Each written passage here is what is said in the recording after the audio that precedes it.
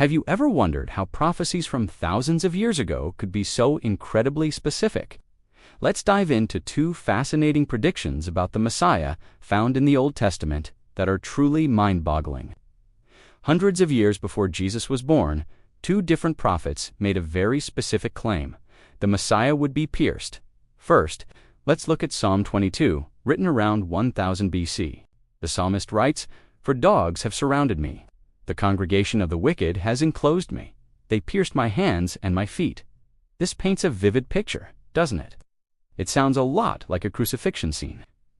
Now fast forward about 500 years to the prophet Zechariah. He writes, "Then they will look on me, whom they have pierced.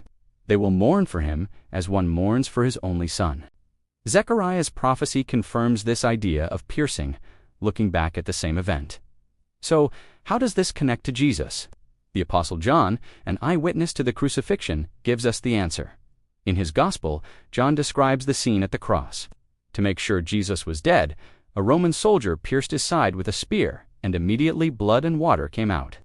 John explicitly states that this event fulfilled the prophecy of Zechariah. Think about this for a moment. Jesus was pierced not just once, but multiple times. First, the nails pierced his hands and his feet, holding him to the cross, just as Psalm 22 described. Then, after his death, the soldier's spear pierced his side, fulfilling Zechariah's words. What makes this even more remarkable is that crucifixion wasn't a Jewish form of execution. The primary method of capital punishment in ancient Israel was stoning.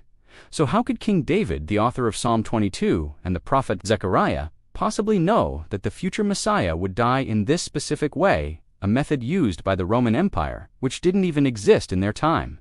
Psalm 22 is filled with other details that match the crucifixion, like the mocking of the crowd, the dividing of his clothes, and the intense physical suffering he endured.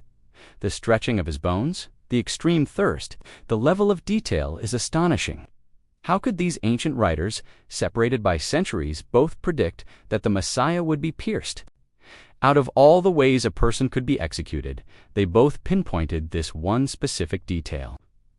This isn't the kind of vague prediction you'd get from a fortune teller. Vague statements are easy to fit into many situations, but pierced that's specific. That's risky, if you're just guessing. The Old Testament was completed and translated long before Jesus was born. So we know these prophecies weren't written after the fact. So how do we explain this incredible accuracy? How could they know with such precision what would happen hundreds of years in the future?